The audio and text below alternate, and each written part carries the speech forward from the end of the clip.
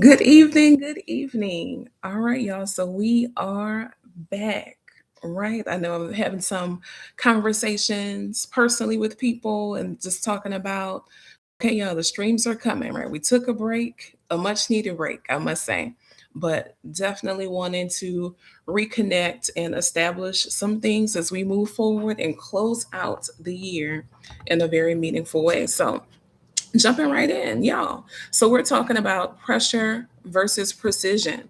So good evening, y'all. That we're talking about what our kids actually need right now, right? Because we're tempted to give them a lot of things that we might think, oh, this is the time to do X, Y, and Z. But no, let's talk about it seriously. Let's talk about it for real. What are some things that our children actually need right now? So first of all, March, which today is March 1st, March is when math gets really loud. It gets really loud, not because the students have changed.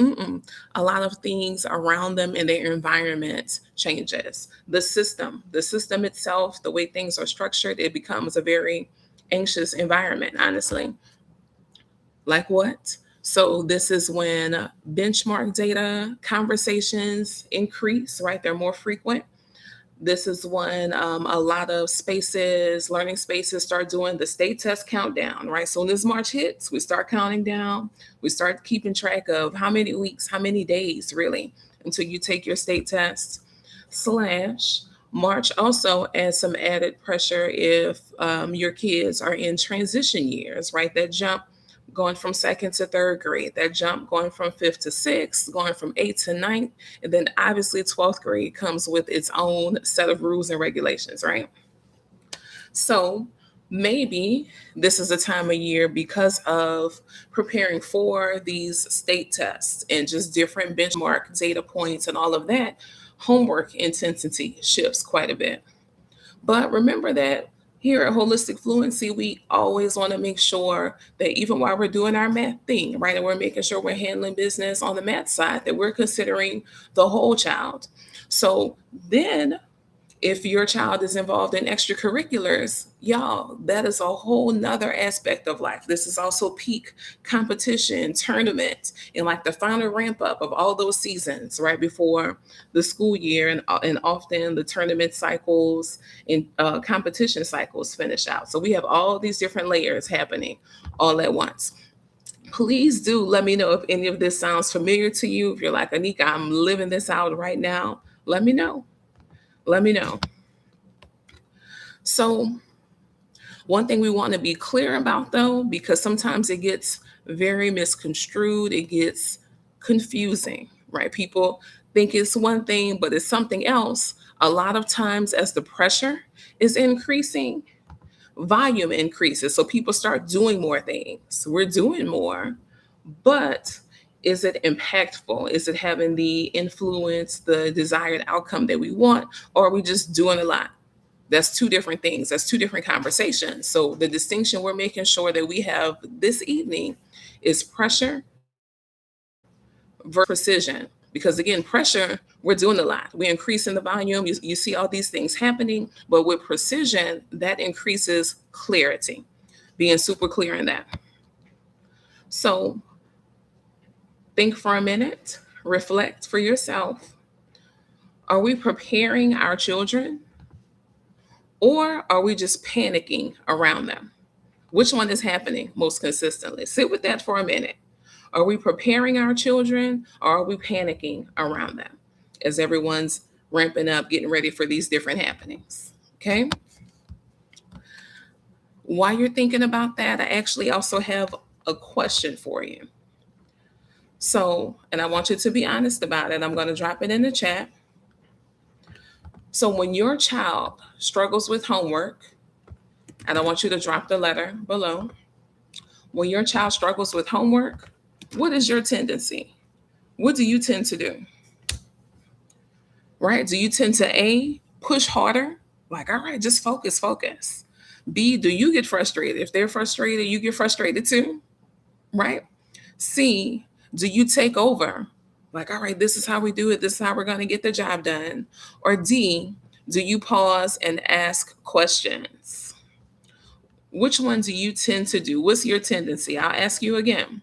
When your child is struggling with homework, what is your first instinct? Do you push harder? B, do you get frustrated? C, do you just take over? D, do you pause and ask questions? Drop your letter below. Y'all think about that and let me know. Think about that and let me know in the chat. While y'all are thinking, though, I want to tell you about a couple of scenarios, right, that I've come across. So I cannot describe and even count at this point how many times I've either heard parents talk about, oh, well, my child knew it when they were with the tutor, or they knew it when we were going over it. When they got to the assignment, the quiz, it's like they just went blank. Or just those direct conversations with students, maybe around middle school age, once they can articulate that, like middle school or high school, right? Just something happens. I just forget. It goes blank, like I'll know it before, but something happens and I'll just go blank. Slash, where you may be the person, right? When you were a student, did any of you all have this experience? Y'all let me know in the chat. Like, yeah, sometimes I would just, something would happen. I would go blank when it was time. Y'all talk to me. Y'all quiet today in the chat. All right. So the reality is, y'all, this is a common story. That's why I said I don't even know how many times I've heard it from maybe the person themselves, right? The adult slash the parent is talking about the child, or maybe the child communicating directly to me. It's been too many times to count at this point. So one thing that we need to realize, though, is that most children, most students, they're not struggling because of a lack of intelligence. They're struggling because the identity becomes unstable when it's under pressure, right? When it's time to operate under pressure. Then we talked about, I'm going to say it probably was in October, we were talking about just like the neuroscience side of what's happening when people feel overwhelmed or just one emotion largely, that literally your brain shuts down. And so if their identity is developing, right, under pressure, then it's going to be inconsistent, it's going to be unstable. Yeah, well, we're talking about what's happening also in March is not just an academic conversation. It's not just a psychology, neuroscience conversation, y'all. But this is the reason we're talking about this right now. And literally, I'm so happy that March 1st fell on today, because this is when kids decide, but they decide silently, if they're good at this, if they're good at math, right? Or if they're just going to survive. This is the time of year when that happens. This point in the year decides more about a student's identity, their math identity, than the end of the year, rest of the year. The end of the year doesn't even touch this, or by the end of the year, the tone has been set. It is what it is. So it's right now where they're forming their identity, where they're solidifying how they think this is going to go. Am I going to thrive? I get this. I'm a math person. Or I'm just trying to get through this year, right? I'm just trying to survive this thing. This is when this happens right now. This is why we're talking about it right now. So I want to be super clear in that. Y'all, so when we're talking about pressure versus precision, remember we say pressure, the volume increases, people just start doing a lot of things, but the things are not necessarily impactful, especially when it comes to math. We start doing a lot, but is it impactful? Is it having the desired outcome that we want? Well, we're talking about pressure. Pressure speeds up thinking. Now consider that the speed at which the question is being asked, right? If someone asks you a question quickly, our human nature, we want to kind of respond in that same pace, that same cadence, right? But how often is it that when we feel rushed as the adults, if it's a hectic moment, how often do we pass that along? It comes out in our questioning, it comes out in our tone, right? Slash, even a little bit leaks out. Even if we're cognizant, we're aware of it, but a little bit still leaks out. Think about that. That pressure speeds up thinking. Notice I didn't say speed up accuracy, right? Or improves decision making. It just makes it go faster. So faster is not better, right? We want accuracy. We're going to talk about that some more. Okay? Pressure also narrows options.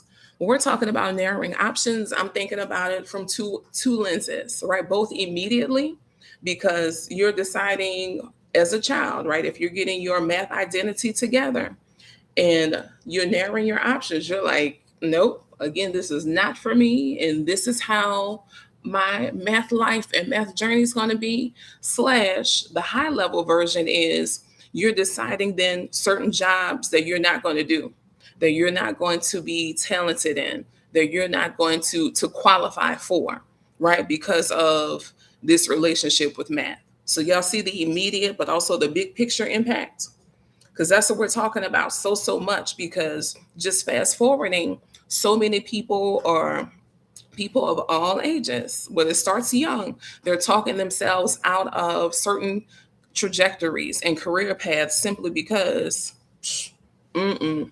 Even if part of it was interesting to them, right? Because just thinking, like, who doesn't love science, especially when science is first taught, right? Everything is hands on, and oh, that was a cool interaction, and all of that. But it takes some creativity, and I know a lot of creative thinkers out there. But just thinking that often when people are like, oh, well, I don't like the math part, the calculation side, so that's not for me. It could have been, it could have been like, why talk yourself out of that, especially so early on before we even know what options are out there fully, right? We start limiting. In another way that the limitation comes, and we kind of start amplifying comparison, right? The need to compare, and the basic comparison, it levels up quite a bit, because this is the time of year, being honest, right? When in the classroom, the groupings, right? The groups change, the tiers. Okay, we just got back this quiz, the results from this quiz. So these are the people that performed at this level, right? And their names are in a certain color. These people performed at this level. These people, and this everything is color coded, and you're kind of, the kids are watching. They're forming their own opinions as they see these different groups and tiers and things happening. Also, in terms of narrowing options and amplifying comparison, y'all, so the free time, right? The free time, and I'm saying free time, but also specials attendance gets questionable. And that's rude, to say the least, right? Which also teaches for the young people, because they are paying attention, like a hierarchy of classes or subjects, right? Is Miss Porter's class not as important as Miss Jones' class? Is dance not as important as math?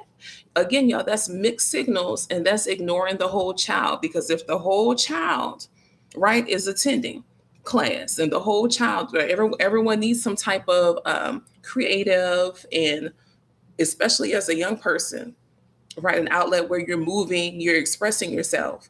But then it gets really questionable. I'm saying that as I guess kind of politically correct as I can. But think about the lessons that the young people are learning. Is we don't think about that a lot on the really on the out of the front or the back end often, right? So things that aren't being said, but the lessons that are learned. Okay. So someone said our teachers can talk us out of it too, right? Just if a student is struggling, sometimes the teacher might say, well, I don't know if you should. That's literally not our job as educators. As educators, our job is to make sure we're growing students wherever they are. Grow them some more. Is that simple. That's it. Not talking them out of stuff. Someone said they told their former middle school teacher that she wanted to work at St. Jude to do cancer research. And she looked at me and said that includes a lot of math, and her tone was discouraging. Listen, and we don't know. So we don't know what we blocked, right, for that person's trajectory. We don't know what. Just might have been a simple aside as an educator, but that's why we say we're not just doing stuff. A lot of people use the words intentionality, but we're using the word precision, right? Because I feel like precision carries a little more weight. The connotation of it is a bit deeper. So not just, oh, intentionality, yes, but precision, right? It hits a little differently. So speak on the specials, yes, because specials are often cut out, right? So specials uh, at elementary stage, and then elective classes, right, in middle and high school and secondary. So, but the specials do support the academics, definitely. So that takes its own conversation, foresight, and planning, but even making sure that the elective special teachers themselves see and understand that, right? Because sometimes it's just a quick conversation. Well, what are y'all teaching this week in math? What are y'all doing this week in reading? Hmm, right? And that's it, because we're all professionals in the building. We're all professionals in the building. Okay. Someone said for specials can talk angles, shape, asymmetrical versus symmetrical, lines, and dance. Theater supports literacy. All of this, right? I know consistently for the younger people when they're first learning multiples, PE was great for that. They're learning multiplication and they're always counting, their different sets and reps. So wonderful, like so many things, but it just has to be a conversation that starts. Someone says, so true, a hierarchy definitely emerges regarding the subjects. Yes. So, and it's not taught though. Think about that, how loud that is, because everyone that is that's sharing, right, that's been connected to a school, y'all like, yep, that's exactly right. That's true. But it's never said, but it's loud though. It's loud. Never said officially. But also, another thing about pressure, y'all, because remember, we're making sure we are very distinguished and distinct in this conversation.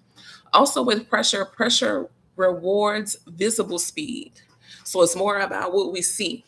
So, to an extent, we could say pressure is performative, right? We said that sometimes the volume is increasing. So, we're doing a lot. There's a lot of things done, a lot of movement. But in terms of speed, we want to focus again on accuracy. Accuracy is more important than speed. So having this conversation, y'all, with students about AI, I'm like, listen, we have systems. We have systems and platforms, all kind of things. Even a basic calculator can do things quickly, but they aren't always accurate, right? Because you understand the context, you understand the scenario, and whether or not a negative answer is reasonable given this real world situation, things like that. We need the humans to know and understand for accuracy, because fast and wrong, y'all, we can't do anything with that. We can't do anything with that at all if it's fast but wrong, right? So now we're talking about precision. Precision slows thinking down intentionally. If we're moving with precision, that means we're giving different criteria. We're helping to make sure students are learning to evaluate their mistakes, and so that automatically you can't answer that quickly. You have to think deeply, and you think about the level of thinking you're doing. If you're doing evaluation of mistakes, did someone make an error? Where is it? How do I fix it? Right? You're applying all this is so much, so many skills in this one thing. So slowing it down. Slash, it expands reasoning. And that's what we need to know. That's what we need to know. We need to make sure students know how to look for the patterns in their thinking. Look for the patterns as they work to make connection. And it continues to expand, right? A lot of times we don't think about math as like a stairway, or math as a staircase, or just a slope, if you will. But that's what it is. That's exactly what it is, because we need students to look for patterns, and that's how they make connections, and that's how they retain and know when to apply it in certain situations.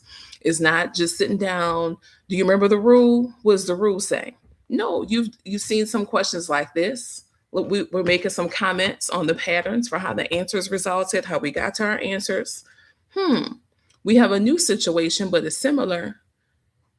Use the pattern. What was the pattern you discovered? Let's see if it works here. Y'all, that's how we expand the reasoning. But it's super precise. It's super specific though, right? Y'all know I'm always giving this well, two big examples. The first one, PEMDAS. Y'all know people argue on social media every week about an order of operations question, right? And so whether or not people remember all the rules, all the nuances, and people are talking tough, these keyboard gangsters in the chat, because you got something, no, yours is wrong. That because people are just remembering rules versus a concept. slash even integer life. So those positive and those negative numbers, what do we do when we're adding them? What do we do when we're multiplying or dividing? What are we doing when we're subtracting? We could sit down again and try to go through this list of rules.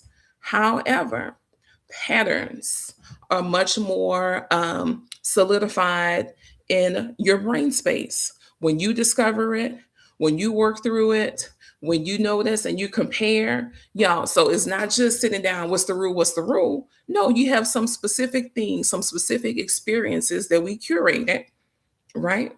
That we started from with manipulatives from day one when we started this. Hmm. How would you summarize this? What pattern did you notice? Well, what happened when we had more positives than negatives? What happened when we had more negatives than positives? Hmm. Y'all, so just these layers, this precision is where we need to be. With that, because I told you we're always going to talk about the whole child. Y'all, when we make sure we're being precise versus just adding pressure, this protects their identity. And that framing is different. So think about when we're protecting their identity, that means we're using what they already know. We're using what they already know, what their stronger areas are in math to continue to grow the other areas. Versus, I'm thinking about something someone said in the chat earlier, where you just need to practice this multiplication problems, where you know this is a lot of math. You need to make sure you get this before we can do harder. That doesn't mean that it's automatically going to be a complicated role just because someone may be struggling in one area. It could be one thing to fix. Educators talk about this a lot, that often it's a path. There's a literal path that if someone is struggling with, if someone is struggling with algebra, we can probably rewind it back to some place value things, usually. Right. And so the confidence, when we're talking about keeping their identity intact, we're still starting with what they know and what's solid for them. Okay. Because the confidence in math is often very fragile for a lot of people. So we're intentional, we're precise, and we're keeping that intact. We're keeping that confidence intact as we grow them because growth is always the goal, still the goal. Let's see. Someone said, yes, you just gave me an idea of how to reframe a dance choreography lesson I have. I can include a reasoning in that. It's based on patterns and choreography. Definitely. So okay. So look, I'm gonna talk about it now. So in a little bit, we were gonna talk about just the flow of getting young people more used to explaining themselves. So not like, oh my gosh, you're on trial. Explain yourself. What'd you do? Nothing like that. Not that deep, but just explaining their thought process. If you didn't know, they're going to do it in all of their classes, math included. We're way past, hey, solve the problem. It might say solve it and then explain your reasoning. How did you get there? What strategy did you use? So imagine them just being used to explain their reasoning, right? How they got to that conclusion in general. So not just math life, not just academic life, but just getting used to and think about. Isn't that just conversation though? Right? Isn't that just usual and basic conversation? And these are some of these communication skills we want them to have. You know what I mean? So just those things, the more that they can explain and describe, then a lot of the academic side will be more smooth too. But it's the whole child. So when they do it in one space, they're understanding that it's not just a one lane, this is something that happens in math class. It's like, no, I might have to explain in dance class some things. Yeah, my family at home may ask me, how did I choose to, you know, set the table this way today? Just different things. How did I decide which sandwich I was going to make for my lunch? Just, just some things, getting them used to talking and explaining their thoughts. And so that's its own thing to have them reflect on that as well.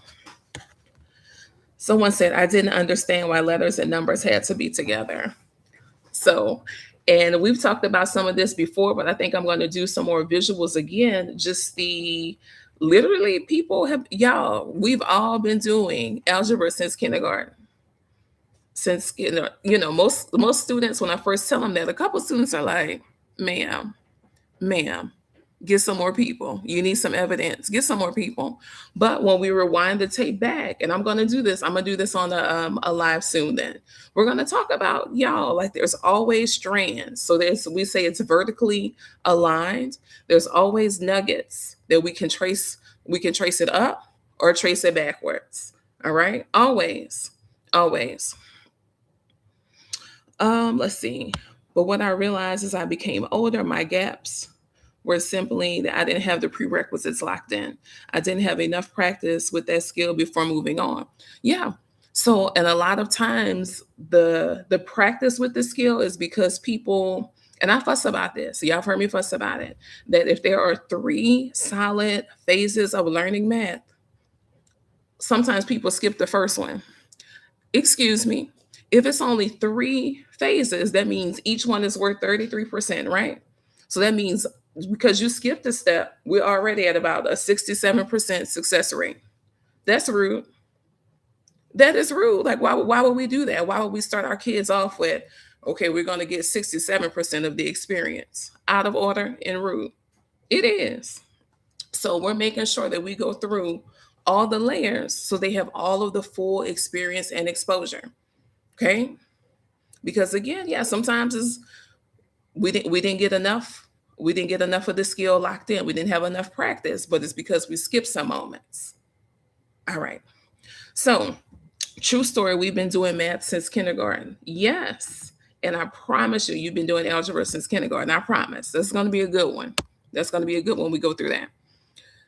Y'all, we just talked about it deeply. When we're precise, we reward explanation. So the difference is think about how often we're like, we'll present a problem.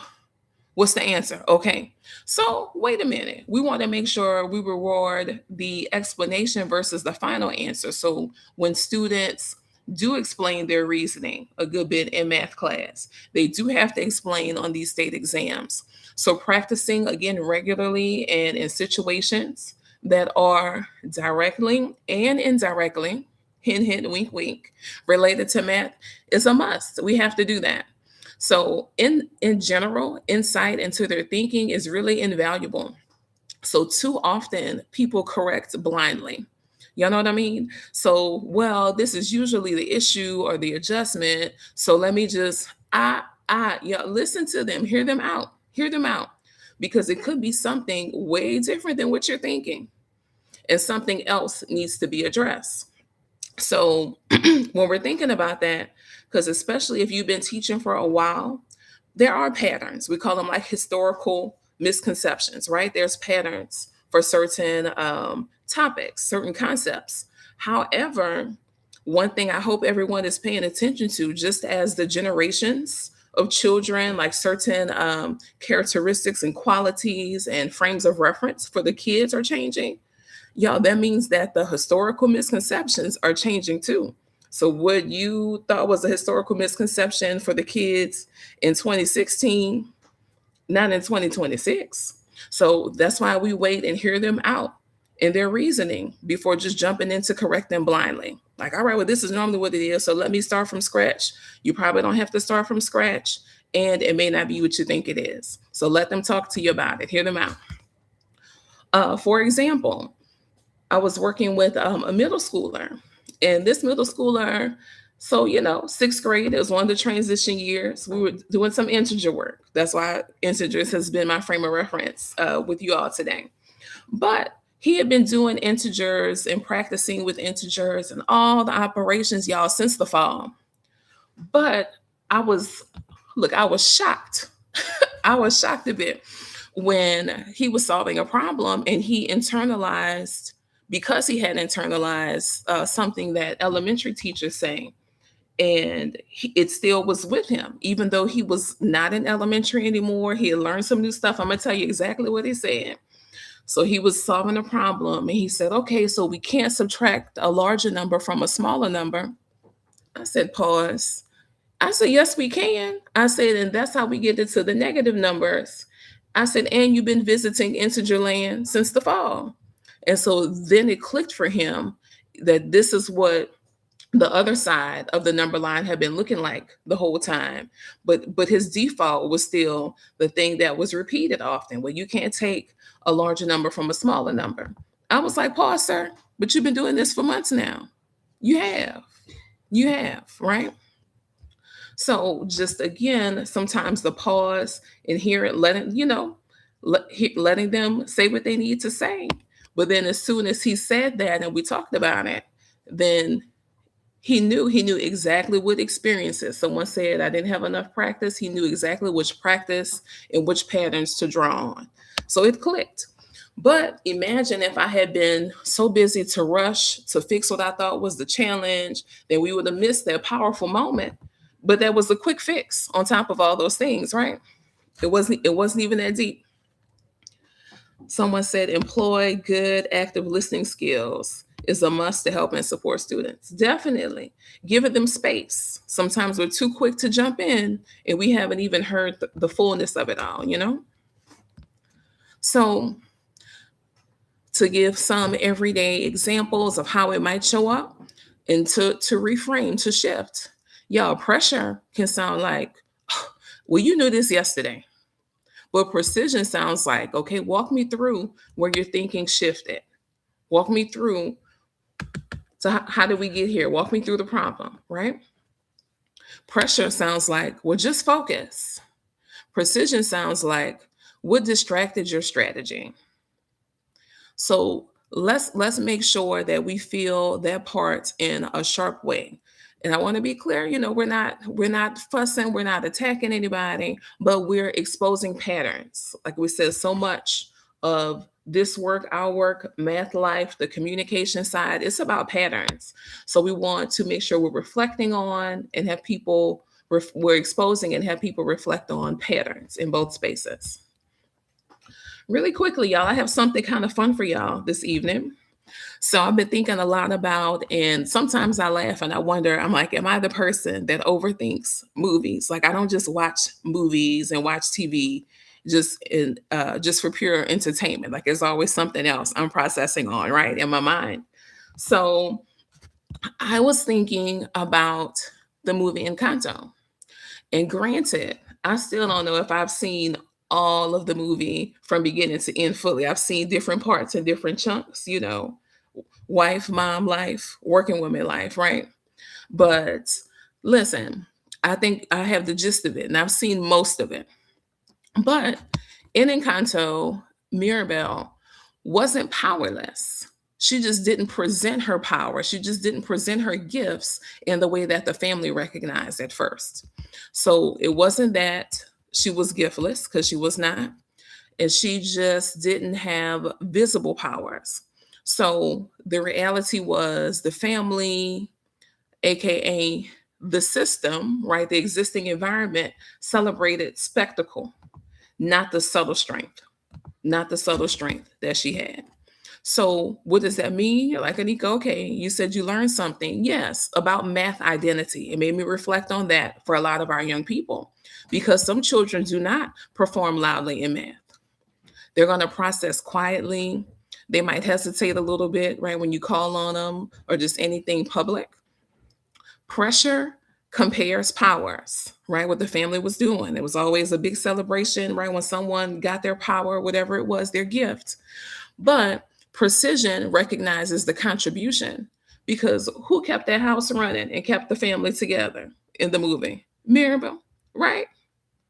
She was the one. She was the one when everyone had a problem, or, oh, I forgot my. She was right there making the adjustments, fixing everything. So being clear that precision recognizes the contribution. Remember, we talked about earlier, being sure to reward the reasoning, the sharing, rewarding the effort, right? So I want you to think for a moment. Where might your child be Mirabelle? Where might your child be Mirabelle? Is your child the quiet processor? They don't raise their hand quickly. They might need some extra time. They solve correctly but slowly. Pressure that might be creeping, right? Adults being careful not to give this to our young people. Pressure would say they need to be faster. But precision says they're thinking deeply, they're taking their time with it. So this energy, that strength isn't flashing. Strength isn't flashing. Maybe your child is the hesitant speaker. They know the answer, but they won't say it out loud. So they're still working on their math confidence. So they'll doubt themselves mid sentence. They can be in the middle of the explanation and then start second guessing, their correct work. So pressure says, well, they lack confidence.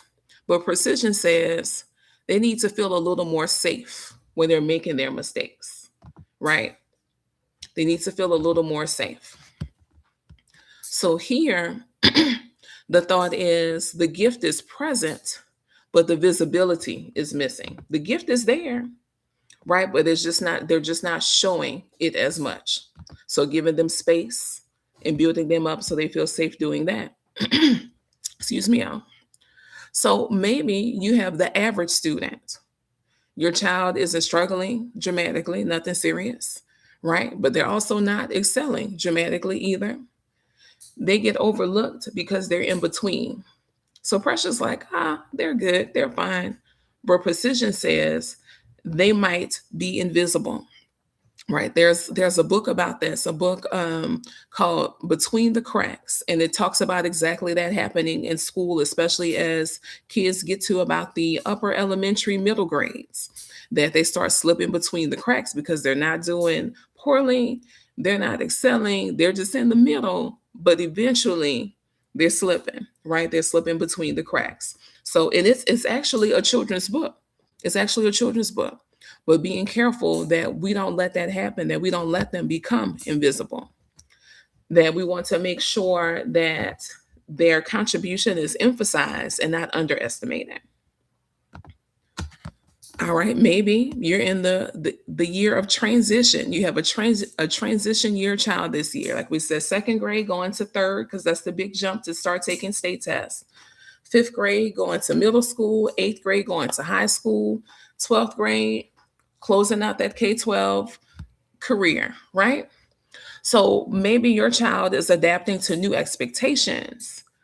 They might be comparing themselves to peers, and it might be new peers, right? Because sometimes with those jumps to different grade bands, is different schools, different school feeder systems.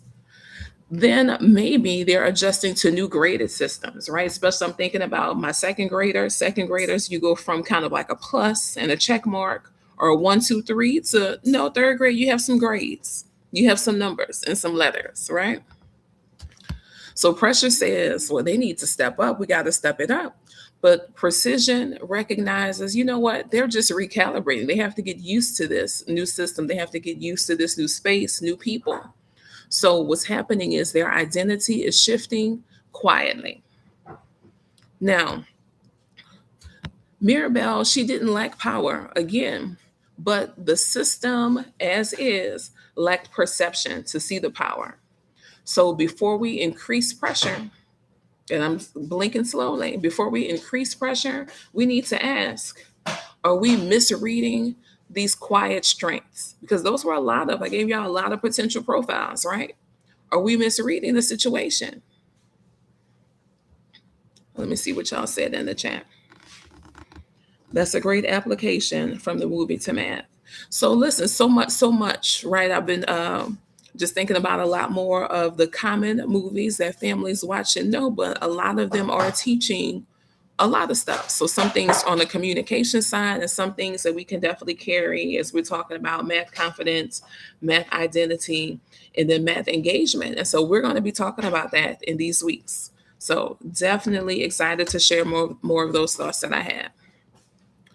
So we want to be sure that identity is not fractured when the gifts are compared, right? Or we're comparing the visible gift to the invisible gift.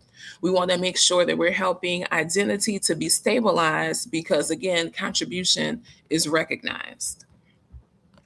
So, four things how precision can look at home. One, replace, did you finish? With, well, what strategy did you try first? Two, replace, well, this is easy, come on, with show me how you're thinking about it, right? Show me where you started. Replace, you just need to focus with what part feels unclear. This is a big one. Replace study harder with let's study differently. And I'm so happy and proud to share that last one and going to say more because there's a lot to say. That's a whole nother live. But what I will say now is that when we're talking about people studying, and at this point, a lot of us are aware of different learning styles, but do we act like there's different learning styles when it's time to study, though? Do we act like there's different styles when it's time to study? Or are we just giving everyone the same details, right? This is how we study. This is a lot of advice that's generic and antiquated, y'all. It's outdated and boring, especially compared to how our children learn and experience and demonstrate their learning in the world now. So we're making sure that how they study matches their learning style as well, not just the general, this is how we do it. Okay. Y'all, I created something specifically for this season, specifically for March and beyond to close out this year strong. So it's not meant to add any more pressure because, right, we don't do that now, right? We don't do that. We don't add pressure, but it's to create clarity because that's the goal, to create clarity, precision. So this is the spring reset toolkit, y'all. And I'm so excited to just share it again for the final stretch of the year. Give me just a moment. I need to drop that link for y'all.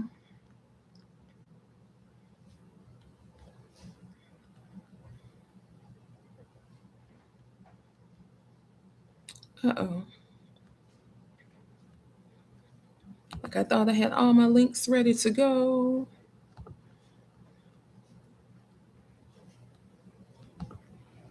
Let me see. Here we go.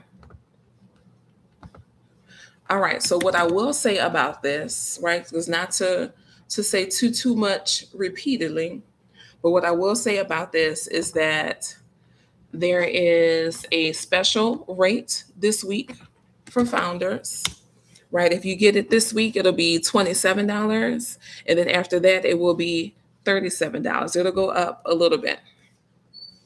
So a lot of people are agreeing, like, yeah, I don't think that we don't differentiate the learning styles during study time. That's something that we always made a big deal about when I was teaching math traditionally, but also in teen leadership. That's one of the first things, in the beginning of the school year, you find out your learning style, but then we need to do something with it. So then when it's time for you to study, to organize, you're getting your whole system and plan together, we're leaning into your specific styles. That just makes good sense, right? And that's how we actually do things and adjust as we get older. So we want to give the kids, so we have the tools we have now that they can use, give it to them. And that's one of those things. That's one of those things. So we definitely want to consider the learning styles, right? Not just when assigning homework, just the actual products, the way that they show, they understand that. Because again, that's a whole nother conversation. Because then there's a lot to say about state tests too, which I will say though, for state exams, if you think state exams do contain some writing, there are some pictures, right? And it is regular calculations as well for math. So it's getting better. I'll say it's getting better. But closing us out for tonight, and thank y'all so much for staying with me and listening. But if you are an educator or a decision maker watching, y'all, we want to make sure that we're clear that pressure culture is systemic. It's part of the system. It's not personal at all. It's not precise. The testing prep structures, the intervention blocks, the pacing guides, right? Um, Ask yourself, are we measuring speed or are we working to strengthen reasoning? AI can accelerate output, but without precision, it will accelerate confusion. So again, we're not talking about the speed. We're talking about the accuracy and strengthening reasoning. So I'll be unpacking a lot of this some more as the month continues, and later on next month we'll have a specific session more about AI. Okay, but thank y'all so much, parents. Again, March is not about getting louder, and I'm saying that literally because we're not having crash outs about Johnny and his apples, variables in algebra class. None of that, y'all. It's about getting clearer. This is where we're going to make sure to build identity. This is where we're compounding language. And this is also where environment matters the most. This is the sink or swim time of year, at least as kids are forming their decisions again about how is the rest of this math year going to go. And depending on what grade, how is my math journey going to go? What careers am I saying no to before even knowing really much about them? Besides, it involves some math. Okay. All right, y'all. But thank y'all so much for listening. If y'all have any questions, please do, inbox us. Right. We right back.